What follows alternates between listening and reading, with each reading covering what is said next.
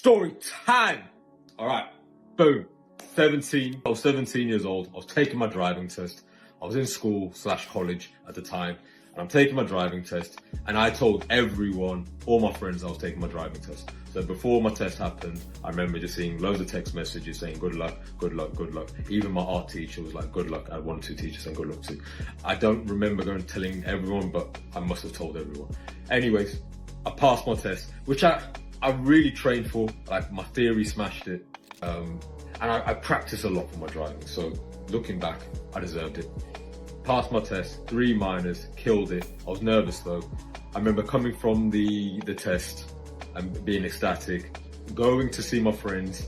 I took my mother's car into school. I crashed it like 3 weeks later, but that's besides the point. I took the car, went to see my friends. And they were all like, oh. And I remember seeing 2 other people that weren't close friends, and they were like, hey, I passed too. And I'm like, what? They're like, yeah, I passed.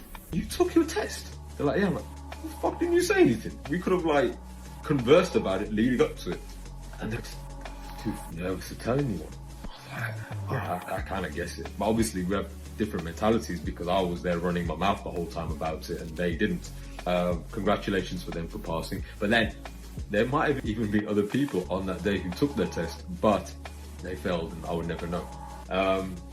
And so what's interesting about this is, you know, when you were younger and or even now if you take tests or you're doing something, the way you kind of approach it is kind of a, well, I hope, maybe, if I'm lucky, maybe, I don't know. And I don't think that's an honest way of like looking at what you're doing.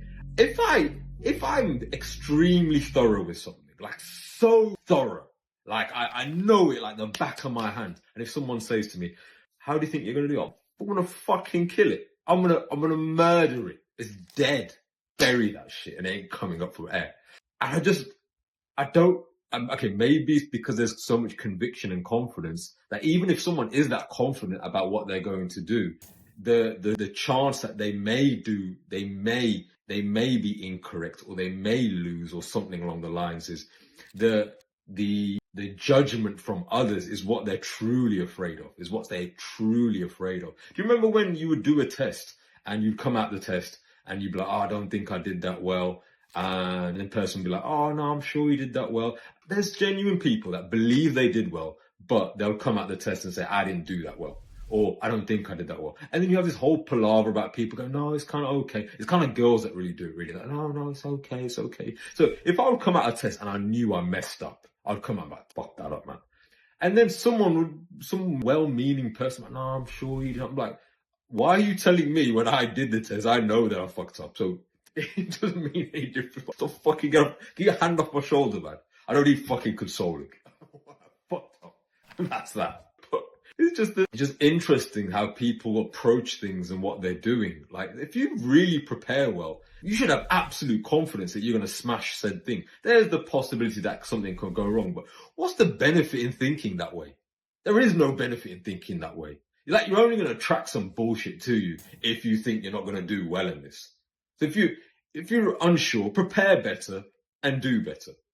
And then mitigate what you think you're not going to do well against. So if you believe you prepared well, why don't you go into that thing with absolute confidence that you're going to smash it? It makes no sense that you're not going to do it that way. Or maybe it's also part of your personality. But I genuinely think people are afraid of other people's judgment because people just don't like overconfidence. People don't like actual confidence. We'll deem it arrogance, but to me, arrogance is the belief you're going to do it without zero proof or showing or knowing that you've ever done it before, ever. It's just like, yeah, I can do whatever I want.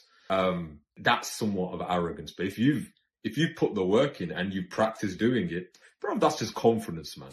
But yeah, a lot of people are just extremely afraid of people's judgments and what they do. And that in turn makes them more doubtful people. And it just lowers you, man. Like, there's way too many things to be done and accomplished out here that are going to take a lot of work and effort. Why are you going to downplay all the work you put in? Stop being a pussy. Peace.